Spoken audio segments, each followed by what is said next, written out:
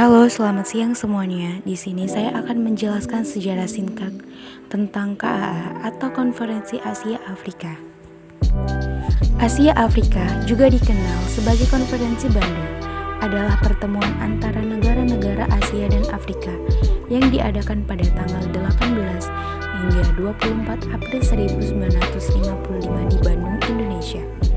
Konferensi ini dihadiri oleh 29 negara termasuk Indonesia, Cina, India, Mesir, Pakistan, dan negara-negara lain di Asia dan Afrika. Tujuan utama Konferensi Asia Afrika adalah untuk mempromosikan kerjasama ekonomi, politik, dan kebudayaan antara negara-negara di kedua benua tersebut. Para pemimpin negara-negara peserta bertujuan untuk mendukung gerakan kemerdekaan nasional, mengutuk kolonialisme dan imperialisme,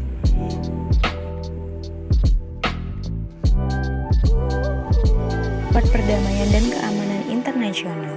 Konferensi ini menekankan prinsip-prinsip saling menghormati, kemerdekaan dan kedaulatan non-agresi, non-intervensi dalam urusan dalam negara lain, serta penyelesaian damai terhadap konflik internasional.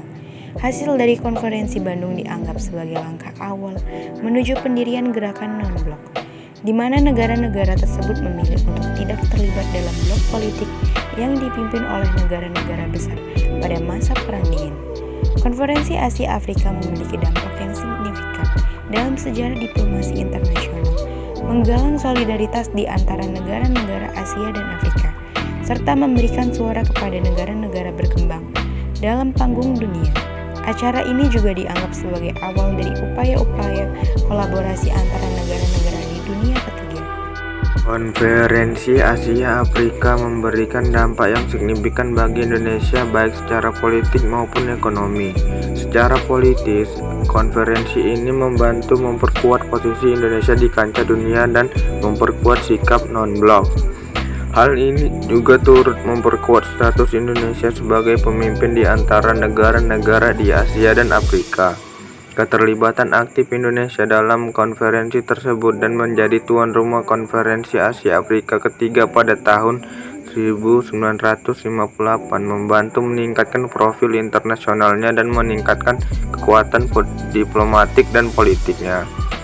Dari sudut pandang ekonomi, konferensi ini meningkatkan hubungan perdagangan dan investasi Indonesia dengan negara-negara lain di Asia dan Afrika.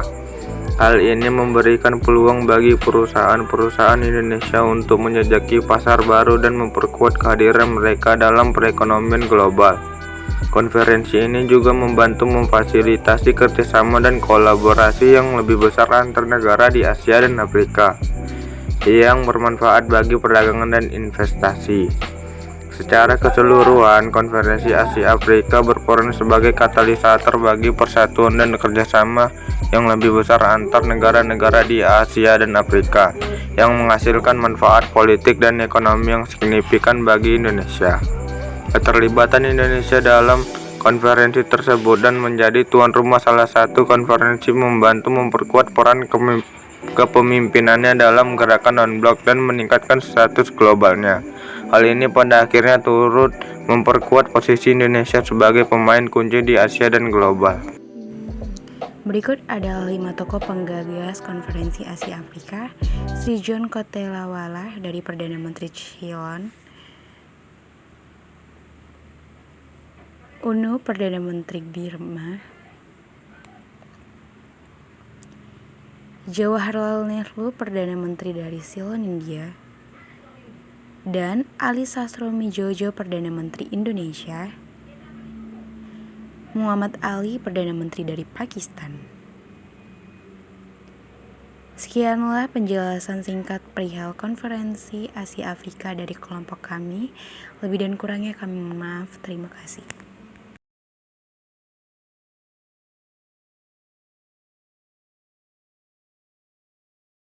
Audio Jungle.